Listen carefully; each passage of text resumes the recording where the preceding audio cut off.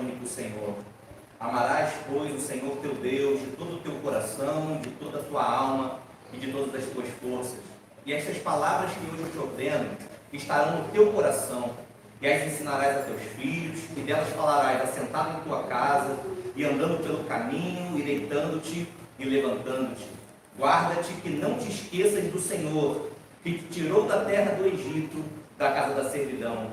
O Senhor teu Deus temerás, e a Ele servirás, e pelo seu nome jurarás, dando graças ao Pai que nos fez idôneos para participar da herança dos santos na luz, o qual nos tirou da potestade das trevas, do império das trevas, e nos transportou para o reino do Filho do seu amor, em quem temos a redenção pelo seu sangue, a saber, a remissão dos pecados.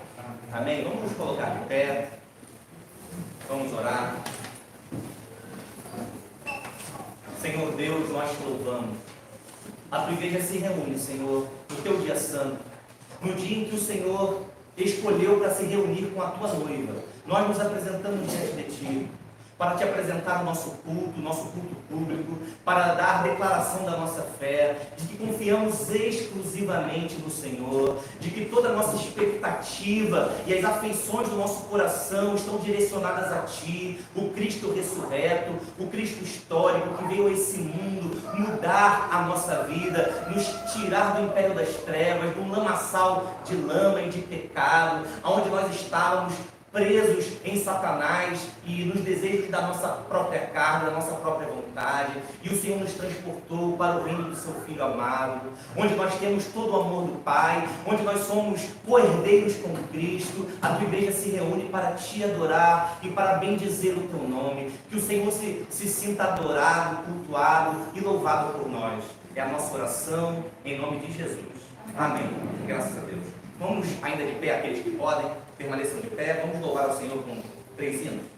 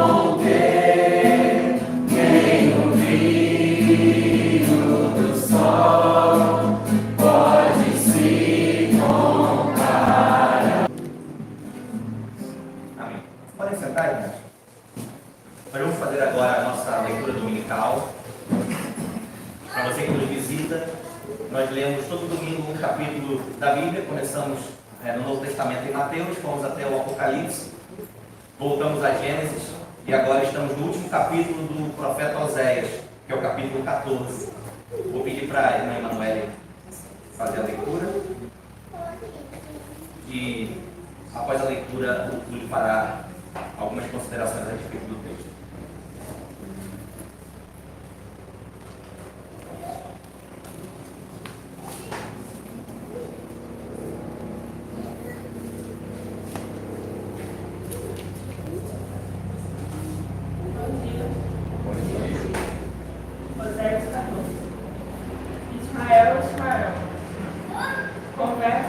Converte-te, ó Israel, ao Senhor teu Deus, porque pelos teus pecados tens caído.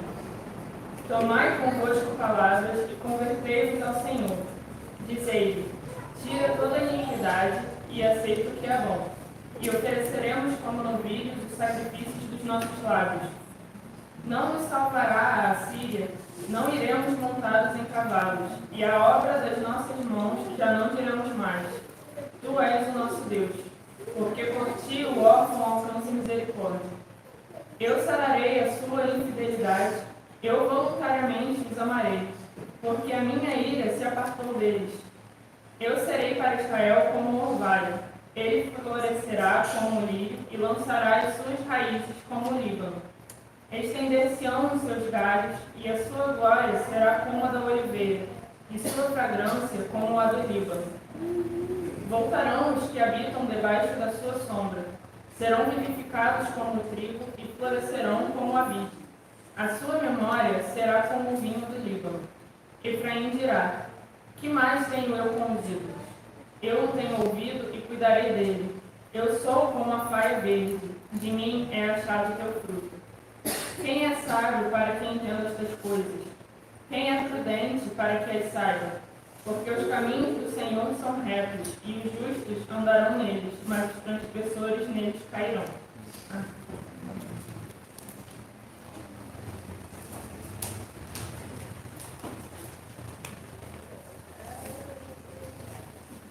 Irmãos, esse é o último capítulo de Oséias, né?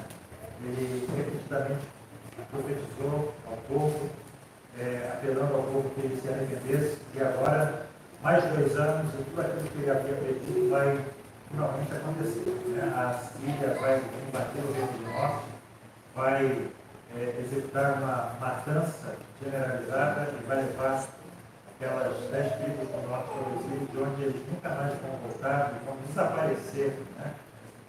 Na história da humanidade. Interessante que esse versículo 14 dá mais uma vez um apelo à conversão, um apelo ao arrependimento. E Deus diz assim claramente: porque pelos teus pecados tem caído. O profeta Oséias está dizendo que os sofrimentos e que a ruína do reino do norte não são causados por fatores políticos, não são infortúnios políticos, mas são os pecados deles que estão fazendo com que eles passem por todos esses infortúnios. Eu acho que é uma mensagem para os nossos dias também. Nós devemos reconhecer como Isaías que nós somos um povo de lábios impuros, né? Nós, os brasileiros, somos um povo de moralidade muito baixa. Nós somos um povo que tem rejeitado aos padrões de Deus. Então, os nossos infortúnios, embora a gente tenha visto aí muitas coisas acontecendo até na política, no nosso judiciário, precisamos lembrar que os infortúnios da nação têm a causa dos seus pecados têm caído. Né? Reparem que aqui, esse versículo 2, ele tem algo notável aqui em relação ao linguajar do Novo Testamento. Ele diz o seguinte: convertei-vos, né? E ofereceremos como novilhos o sacrifício dos nossos lábios. Reparem que, no lugar de novilhos, eu vou oferecer, como sinal de arrependimento, o sacrifício dos nossos lábios. Os irmãos sabem que era indispensável que houvesse sacrifício de animais. Mas o Deus já está definindo aqui algo que vai ocorrer na nova aliança. Né? Então, mais do que simplesmente rituais, Deus exige de nós um arrependimento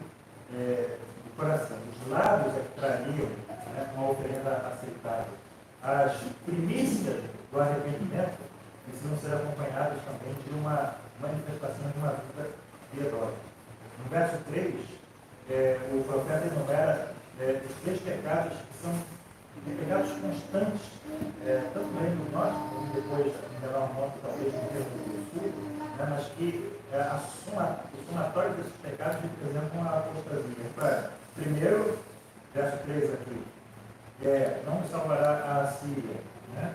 As alianças com potências estrangeiras como um veículo de confiança de Israel, porque eles poderiam ser salvos por essas alianças e não pelo seu Deus.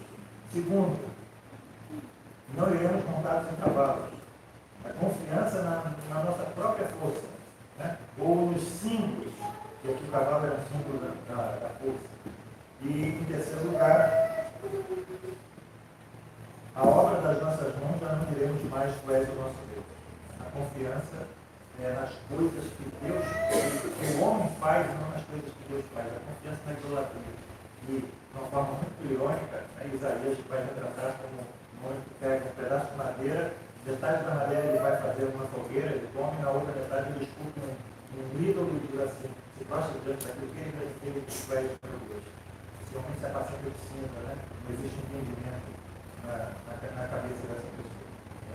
No verso 4, nós temos aqui a resposta de Deus ao arrependimento exigido pelo povo. Se vocês se arrependerem, né? Se vocês disserem, né, que assim não nos salvará, se vocês disserem que não vão confiar mais nas suas próprias forças, se vocês se voltarem as costas da idolatria, então, né, a resposta de Deus também é digamos assim, uma tríade abençoada. São 3 coisas que ele vai dizer. Né? Vai haver cura para a infidelidade, um fim eficaz para a idolatria. Em segundo lugar, vai haver um abundante amor da parte dele para com seu povo. E, em terceiro lugar, e mais importante aqui com relação à causa mais imediata, né? A ira de Deus, que seria manifesta através da invasão à Síria, seria desviada. Ou seja, ainda ali, 2 anos antes, se houvesse negligência, Deus poderia, ele iria fazer isso, desviar os assírios de Israel. Né? Mas nós sabemos que, dizer de um comentarista, o povo de Israel tinha a infidelidade como uma doença crônica da alma. E o povo do Reino do Norte, né, tinha a infidelidade como uma doença. No verso 5, nós vemos, mais uma vez, uma outra tríade divina de esperança. Para Jeová iria suprir um orvalho refrescante do povo, restaurando a vida do povo, removendo a maldição que transformou o Reino do Norte em um deserto, digamos assim, espiritual e um deserto de más colheitas. Né? Em segundo lugar, tendo desabrochado, né, o Reino do Norte iria florescer como um lírio nos vales que são bem regados por chuvas. E em terceiro lugar, Israel iria lançar novas raízes. Né? Iria, na sua própria terra, ele iria permanecer em vez de ser levado para um país estrangeiro. Ele diz aí, tal como o cedro do Líbano. O Líbano ali é uma figura do cedro do Líbano, uma árvore bonita, alta, portentosa, né? Que lança raízes profundamente no solo e vai buscar lá bem no subterrâneo, nas águas perenes onde ele tem o seu sustento.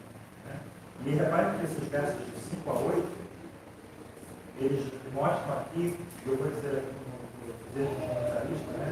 É notável que Israel se desviara da fidelidade ao Senhor pelas seduções da adoração à natureza, representada pelo Deus Baal, agora recebe uma promessa de novidade de vida e força, descrita sobre figuras retiradas também da natureza, como a estabilidade e a beleza de uma árvore, o caráter atrativo de um jardim e a vitalidade abundante do trigo e da vinha. Essa era uma maneira altamente significativa de dizer que era Jeová que supria todas as necessidades de Israel e não Baal. É o que ele diz aqui no verso 8, no final, de mim é a chave do mundo. Não é Baal, que é Jeová. E verso 9, a gente vê o livro de Oséias terminando com um versículo que é mais próximo de Provérbios. É uma declaração de sabedoria. Diz aí, os sábios vão compreender a mente divina. É a mesma coisa que Paulo disse, como eu falei na escola dominical, sede adultos no entendimento. Não seja meninos, seja adultos. Os sábios vão compreender os sinais. Né? Então, Deus está lhes dando aqui mais uma oportunidade de ter vida. Mas a gente vê que a queda de Israel ela foi um resultado dessa desobediência reiterada, apesar das administrações e das advertências. Então, que todos nós que lemos as palavras do profeta Isaías, por nossa parte, nós também não tropeçamos. Né? Romanos 15:4 diz que tudo aquilo que foi escrito no passado, nós estamos lendo agora, foi escrito para nós, para nos ensinar. Né? De forma que, por meio da perseverança e do bom ânimo proveniente das Escrituras, mantenhamos firme a nossa esperança, olhando firmemente para o autor e consumador da nossa fé de Deus. Né? Ou seja, os escritos do Antigo Testamento não foram escritos só para ele, foram escritos para nós também. Mas as administrações que nós lemos aqui não são só para ele, são para nós também. Que a gente possa ter a sabedoria do discernimento para entender isso. Deus nos abençoe.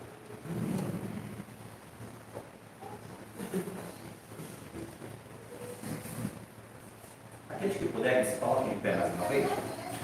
Vamos abrir nossos imagens no hino número 64. Grata memória.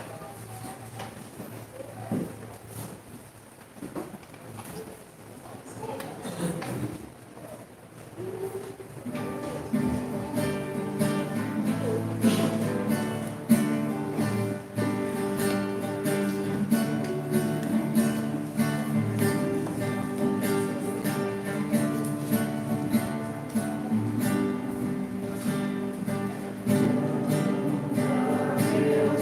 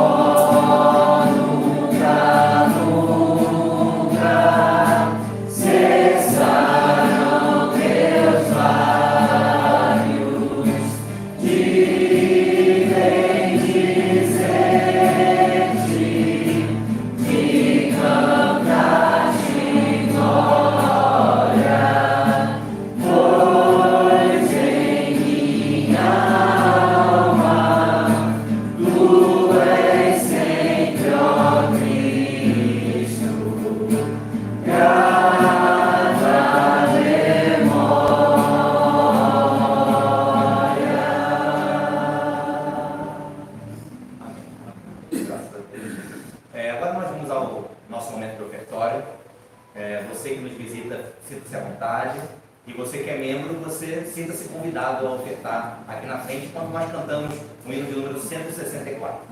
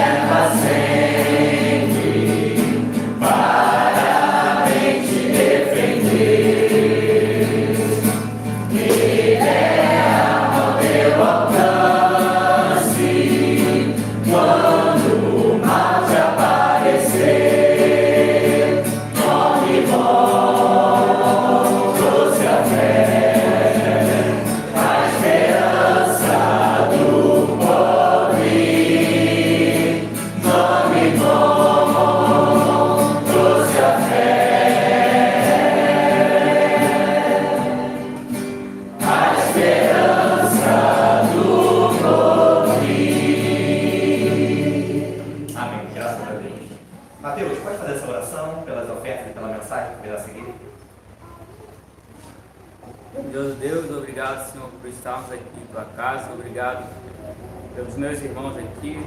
O Senhor esteja conosco, nos abençoando com a tua presença. Agradecemos as ofertas trazidas, Senhor, que possamos usá-las da melhor forma possível para o crescimento do teu reino. E pedimos também que o Senhor abençoe a mensagem, prepare nossos corações, Senhor, e dê sabedoria ao Túlio, possa nos trazer a tua santa palavra preciosa que o Senhor deixou para nós, Senhor. Possamos pôr em prática, Senhor, em nosso dia a dia, para que possamos agradar a Ti em tudo que fizermos, Senhor, para a glória e honra do Teu nome. Eu te oro no nome de Jesus. Amém. Amém.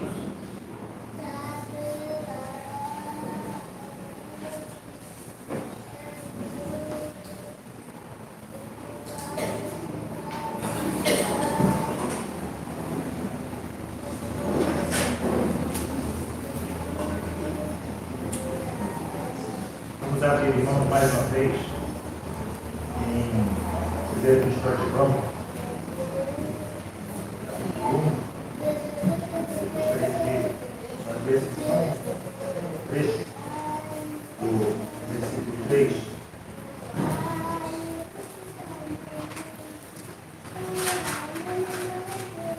Roma 1, verso 3, a parte final do versículo diz assim: e a nossa comunhão é com o Pai e com seu Filho Jesus Cristo. É só esse trecho. Irmãos, esse trecho aqui, ele fala de algo que é, digamos assim, um dos objetivos máximos da vida do cristão. É essa comunhão que nós temos com o Pai e com o Filho Jesus Cristo. Esse é um tema, na realidade, um tema que domina, que tem dominado, que dominou e que domina a igreja ao longo da história. Na verdade, a história da igreja ela pode ser resumidamente descrita dessa forma. Como os cristãos conseguem obter essa comunhão e conseguem manter essa comunhão, essa relação íntima com Deus, essa relação pessoal com Deus.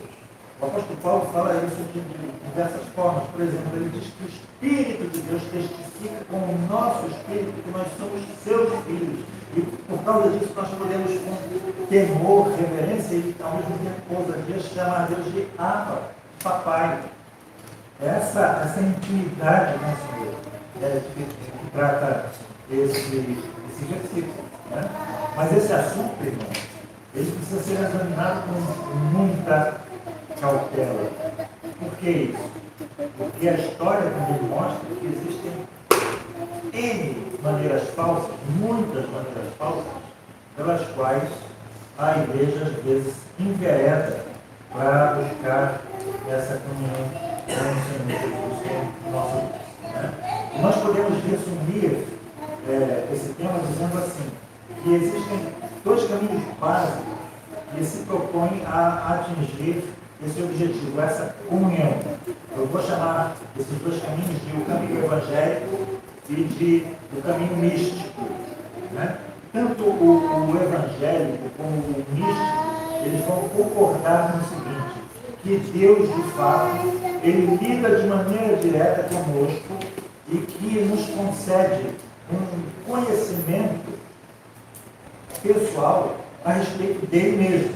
Né? Ambos concordam que também a nossa comunhão com Deus não é algo mecânico, não é algo formal, não é simplesmente o cumprimento de ritos, não é externa. Mas, de que maneira, tanto esse caminho evangélico como o místico buscam fazer isso? Né? Quais são, então, as direções que esses caminhos seguem? Em primeiro lugar, é o caminho que é proposto pelo misticismo. Mais uma vez resumido, o misticismo ele ensina que a comunhão que nós podemos ter com o nosso Deus, ele não vem pelo estudo das Escrituras, não vem por ler a Bíblia. A letra mata, mas por influência divina. Por essa influência divina que é sobrenatural e que é imediata, ou seja, ela não tem intermediários, ela é você diretamente com Deus, ponto final. Basta que você então exponha a sua alma às influências de Deus, à influência divina, e ele vai descer sobre você. Esqueça o seu esforço, esqueça a sua mente, esqueça o seu intelecto, esqueça os seus recursos, esqueça os livros, esqueça tudo e volte-se para Deus. Abra sua alma para Deus. Então, irmãos, uma das características desse caminho místico é a ênfase nos seus sentimentos, em detrimento da mente, da razão, do intelecto, do entendimento. O místico vai dizer a você que essa comunhão com Deus não acontece na esfera do entendimento, do conhecimento. Na realidade, isso é um obstáculo. Você tem que remover esse obstáculo, porque Deus quer falar diretamente ao seu coração. Essa comunhão é alguma coisa que você sente. E não algo que você precisa entender. Por outro lado, o caminho evangélico vai dizer que a Bíblia é indispensável nesse caminho. Na realidade, ela tem que ter a primazia. O evangélico vai dizer que Deus fala de uma revelação objetiva, mas o místico desdenha disso. E ele vai dizer que o estudo é carnal. Ou seja, não procure comentários bíblicos, não procure dicionários bíblicos. Não procure aprender hermenêutica. Todas essas coisas são obra da carne e tudo isso vai somente redundar em resultados humanos que são carnais, não são espirituais. A igreja sempre lutou com essas coisas, até nessa questão de interpretação bíblica. Então, diziam que você procurar entender o texto, o contexto, como a gente diz na hermenêutica reformada, uma interpretação histórica, gramatical, isso é coisa de homem carnal, isso é coisa de homem que está no chão. Os espirituais, eles têm uma outro tipo de interpretação, uma interpretação espiritual, alegórica. Né? Você tem que ler além da letra aqui, há mensagens ocultas. O óbvio aqui é somente os carnais, mas as mensagens ocultas. Por exemplo aqui, as parábolas. Você pega as parábolas de Jesus. Um homem descia de Jerusalém para Jericó, da cidade de Deus para a cidade dos homens, e ele foi assaltado no meio do caminho. O demônio e os seus anjos o deixaram no chão. Passou um sacerdote e um levita, a lei e os profetas não puderam ajudá-lo. Passou um samaritano, Jesus, e montou ele no seu burrinho, o Espírito Santo, que o levou à estalagem, à igreja, e deixou lá 2 denários no estalajadeiro, o Antigo e o Novo Testamento. Bonito, né? Bonito. E as pessoas se encantam com esse tipo de coisa, mas é falso. Jesus não está querendo dizer nada disso. Não é o objetivo dele. Mas eles continuam dizendo: submeta o seu espírito ao Espírito Santo. Aí é a única coisa que você precisa fazer. De alguma forma Deus vai vir e descer sobre você e você vai sentir pelas suas percepções, pelas suas emoções. É o arrepio, é o coração batendo rápido, é a emoção aflorando, é o choro. Nesse caminho, irmãos, a gente pode também dividir os místicos em 2 tipos principais. Né? Primeiro tem esse místico que vai enfatizar essas reações íntimas, esses sentimentos íntimos.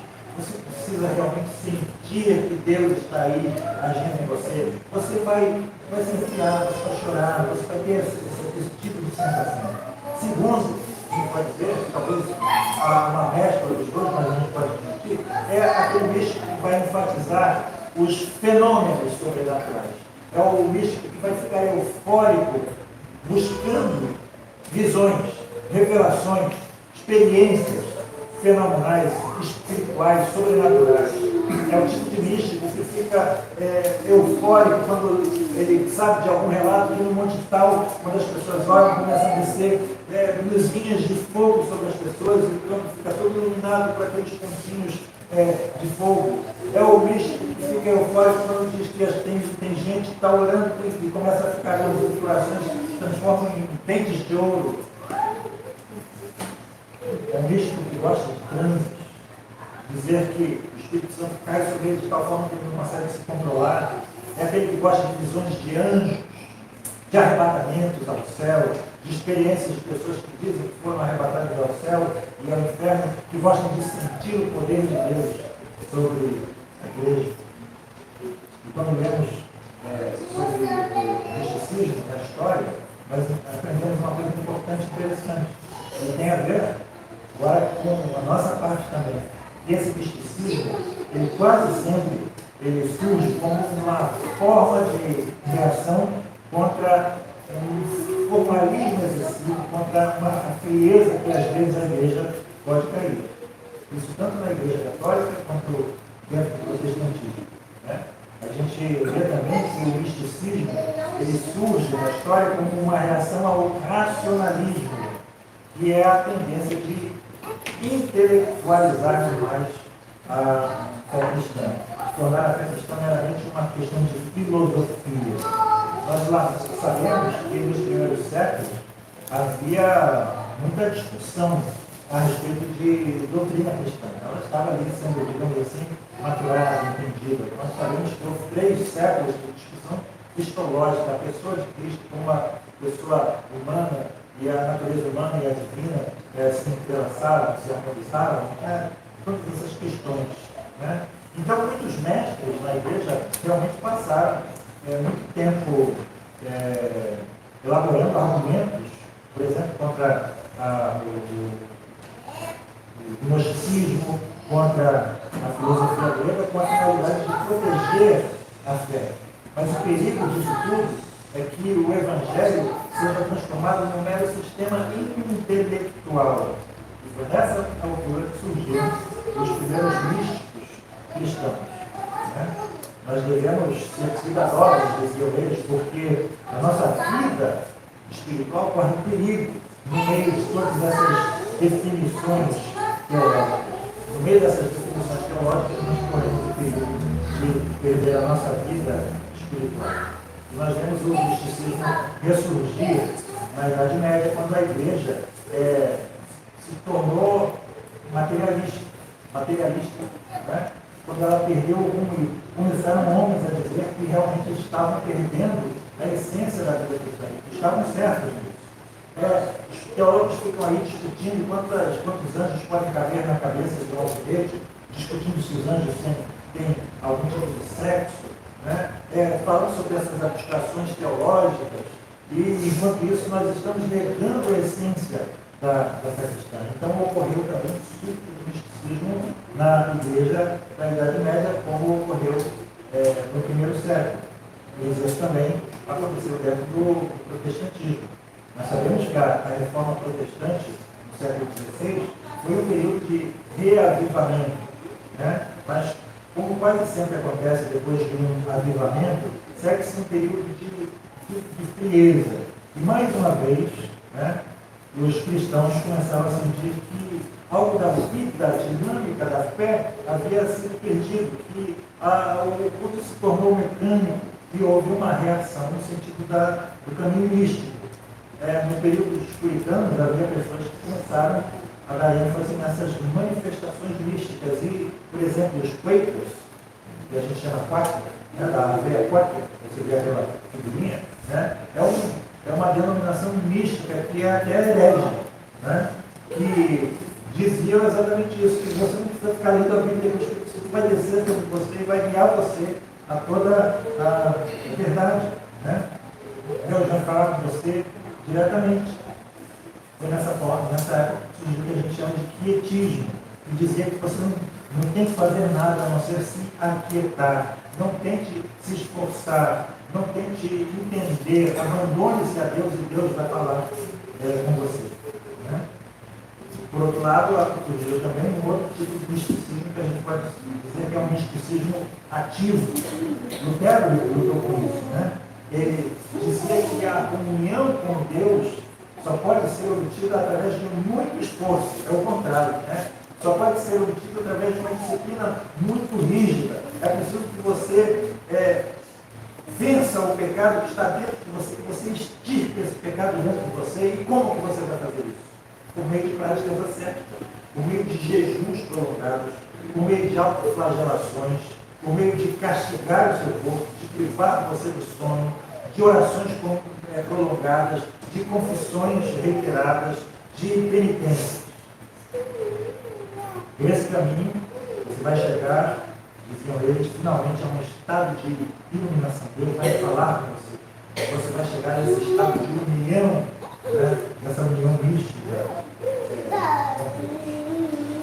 E, irmãos, o que o caminho evangélico diz disso tudo?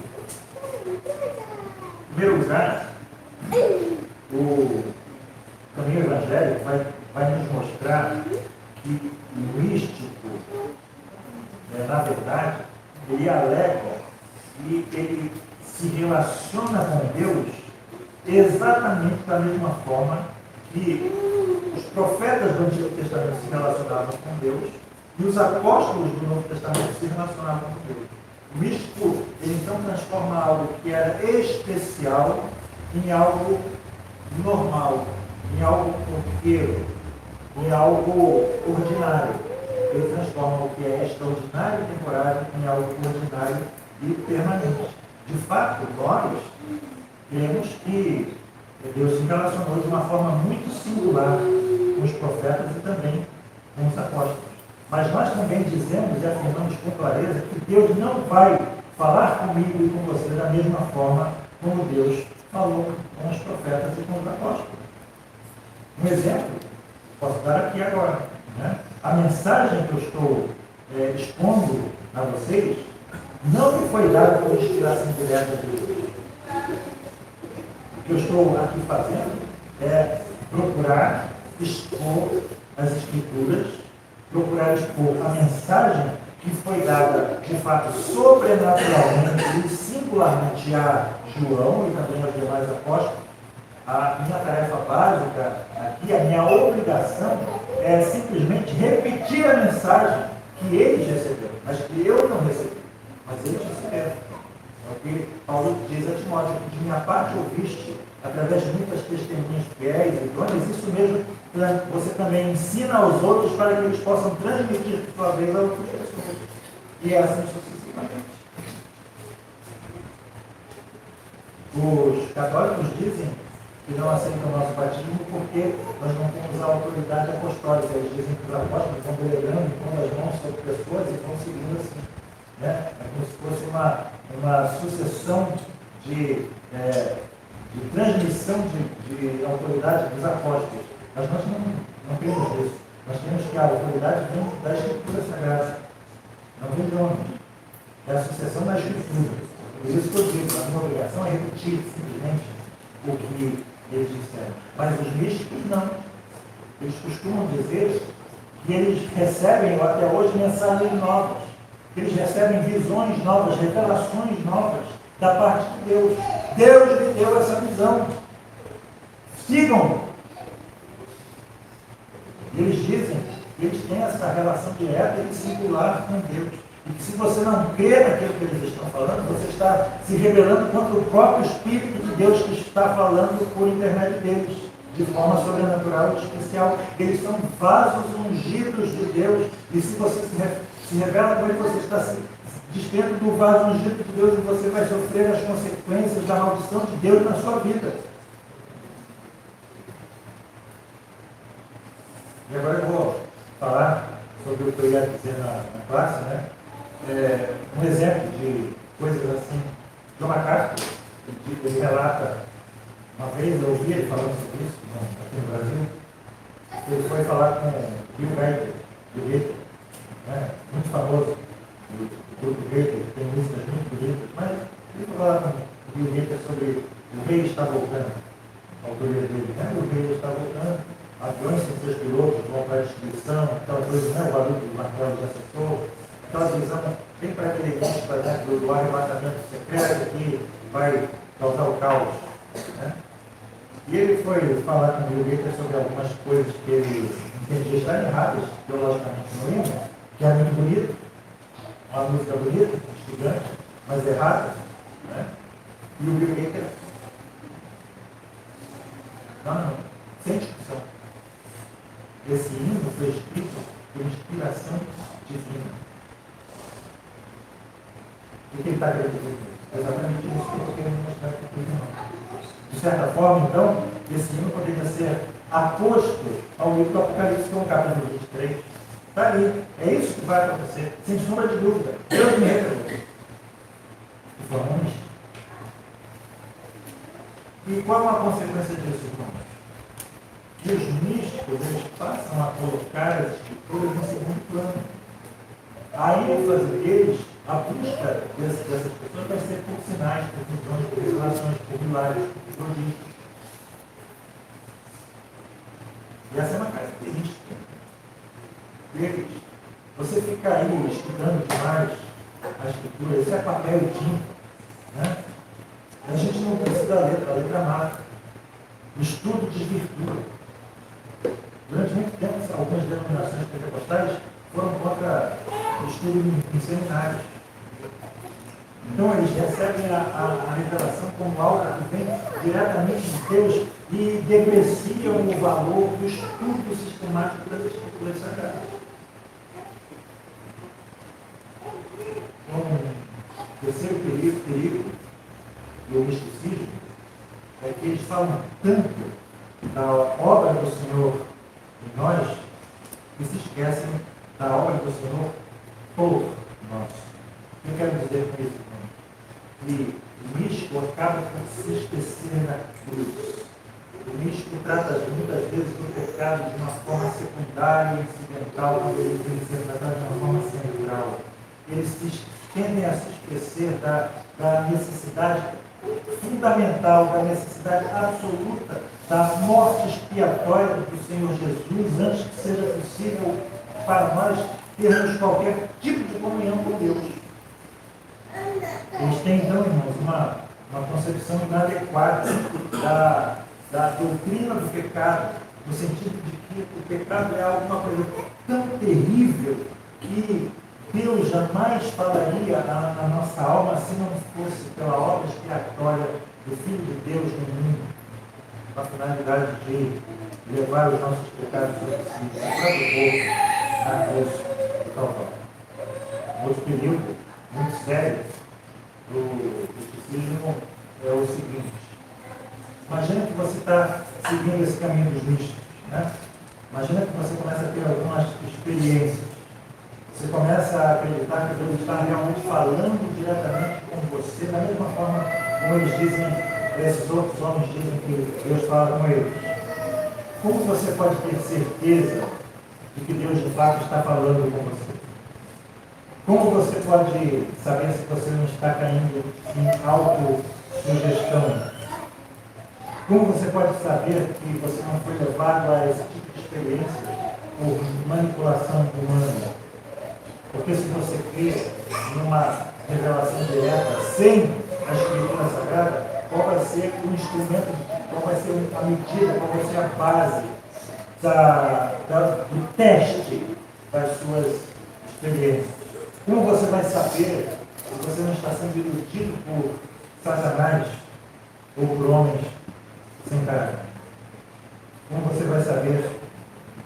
Porque até mesmo Satanás pode se transmutar em um anjo de luz. E o apóstolo Paulo diz que os seus ministros também podem fazer a mesma coisa. Em outras palavras, o misticismo sempre leva ao fanatismo e aos excessos. Se você colocar os sentimentos antes do entendimento, com certeza você acaba nisso. Porque não vai haver nada pela qual você possa verificar, testar as suas experiências. Uma definição de fanatismo é zelo sem entendimento. Esse homem é fervoroso. As pessoas às vezes falam do fervor, ele ora fervorosamente, ele faz isso fervorosamente. O fervor, sem esse entendimento, não é nada, não é um bem, não é uma qualidade. A Bíblia diz que nós precisamos testar, provar as profecias e os profetas. Nós não precisamos ter medo dessas pessoas. Uma vez eu vi uma irmã, morava lá na ilha do governador, uma igreja dessas, e ela disse para o pastor que estava ia mudar de igreja, porque ela tinha uma igreja mais perto da casa dela, que ela estava gostando, e ia para lá. E o pastor virou para ela e disse assim: você tem certeza que você quer sair debaixo da minha cobertura? Você está grávida. E ela entendeu que aquilo era uma ameaça. Porque como pode você querer sair debaixo dessa igreja tão abençoada, debaixo da cobertura espiritual desse pastor ungido por Deus? Cuidado, você pode perder seu bebê.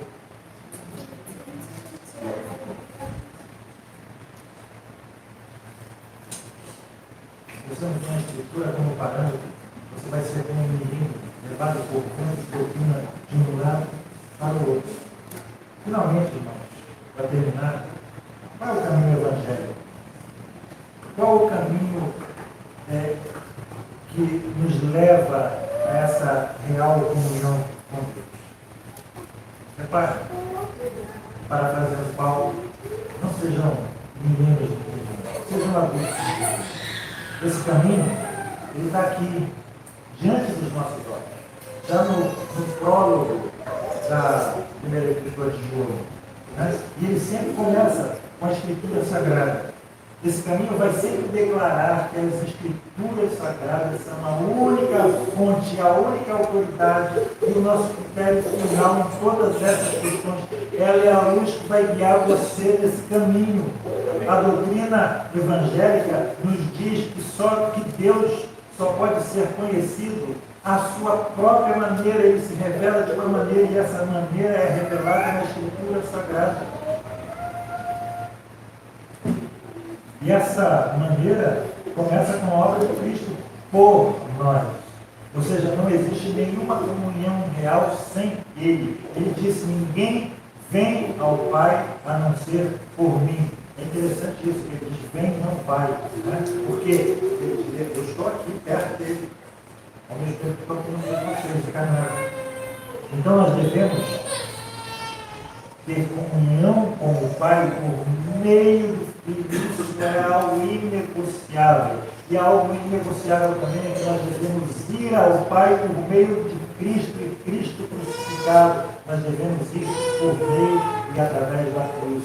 Existem muitos místicos, religiões orientais que creem que podem subir esses degraus de iluminação e no fim vão chegar no último degrau e ver a Deus. Vamos conceder que isso fosse possível à parte de Cristo. Vamos conceder que isso fosse possível esses homens finalmente chegassem a ver a Deus. Se isso acontecesse, aconteceria com eles, hein?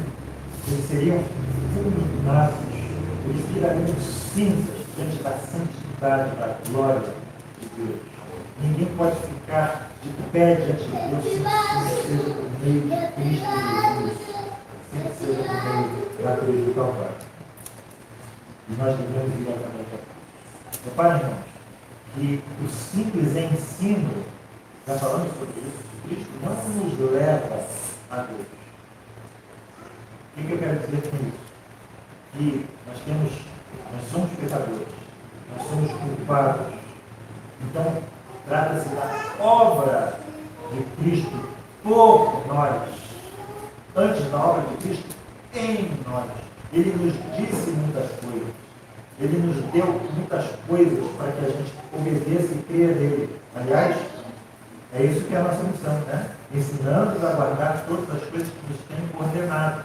Mas antes de nós começarmos a aprender a guardar essas coisas, nós precisamos entender que mais do que ele nos ensinou certas coisas, ele fez coisas por mim. Ele morreu por mim. Essa é a obra dele, por mim. Mais do que o seu ensino. Então eu preciso começar com isso. E eu creio agora que, tendo Cristo lidado comigo, com a culpa do meu pecado, Ele vai me conceder vida e vida em abundância. É uma dádiva dele, é algo que Ele me dá. Em Filipenses, o apóstolo Paulo expressa a sua aspiração de ser achado nele, achado em Cristo. Ele diz, acrescenta, não tendo a minha justiça que vem da lei, mas a que vem pela fé em Cristo, a saber, a justiça que vem de Deus pela fé, obra dele. E Jesus também expressa isso perfeitamente no Sermão do Monte. Ele disse, bem-aventurados os que têm fome e sede de experiências espirituais,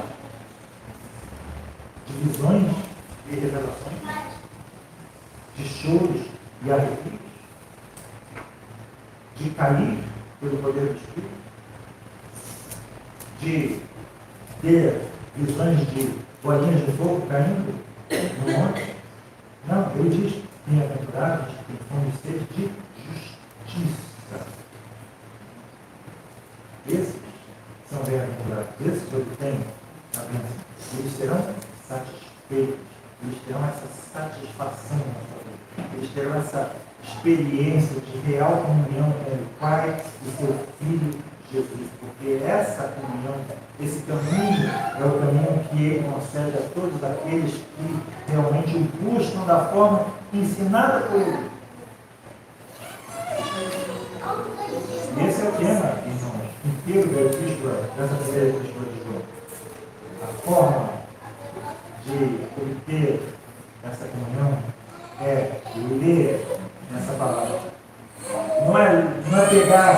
um versículo ao acaso, né? Então usar esse versículo como uma espécie de horóscopo cristão. Não é pegar um versículo ao acaso e tratar esse versículo como uma espécie de biscoito da sorte do Evangelho. Por isso que é bom ter muito cuidado com aquela caixinha de promessas, né? A Bíblia não se presta a isso. Vou ver o que Deus tem para falar comigo agora. Vocês conhecem a história, né? Conhecem, né? O homem que estava experimentando muitos problemas na vida, vou ver o que Deus tem para falar. Judas foi e enfocou-se. Não é isso. Abriu, fechou a Bíblia de novo. Vai tu e faz o mesmo. Aí fechou de novo. Por que te demoras?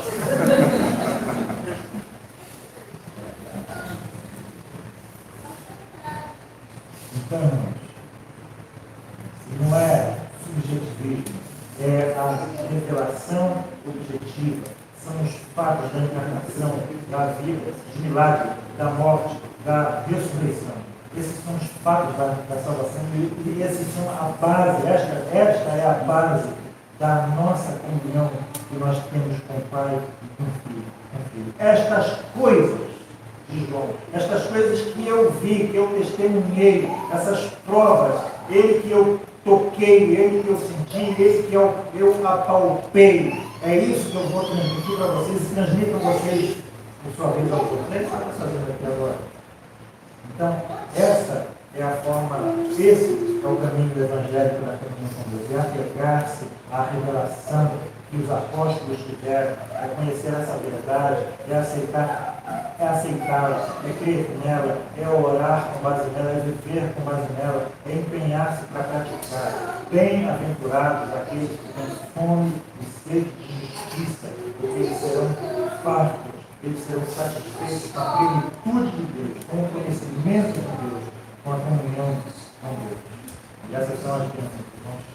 E nós podemos obter, que só Ele pode nos conceder. Mais uma vez, Senhor Deus, que as palavras da minha boca, meditar no meu coração, possam ser do teu agrado, Senhor Deus. E que o teu povo possa ser edificado pela tua palavra. E de fato não sejamos mais como crianças, como meninos, estúpidos, Senhor Deus, sem entendimento, crédulos, Pai Santo, crendo em qualquer coisa que se nos é dita, Senhor Deus, aceitando qualquer coisa, sob o pretexto que foram ditas por vasos ungidos, Senhor Deus, por visões e por revelações. Possamos ser fiéis à tua palavra. Que ela seja não somente a palavra emergente, mas que seja a palavra suficiente para as nossas vidas. Por meio dela, nós obtenhamos verdadeira sabedoria. Por meio dela, nós realmente obtenhamos a verdadeira comunhão com o Senhor, o Pai, com o teu Filho Jesus. Ajuda-nos, Pai, a não desviarmos nem para a esquerda nem para a direita. Ajuda-nos, Senhor Deus, a caminharmos até aquele ponto da estatura do varão perfeito. E que todos nós, cada um de nós, pela justa cooperação que temos como parte do seu povo, possamos efetuar o nosso próprio crescimento em amor, para que todo o teu povo seja bem ajustado, possa crescer em direção à imagem do teu Filho Jesus, para a glória, para a honra e para o louvor do teu santo nome, em nome de Jesus. Amém. Vamos ficar de pé.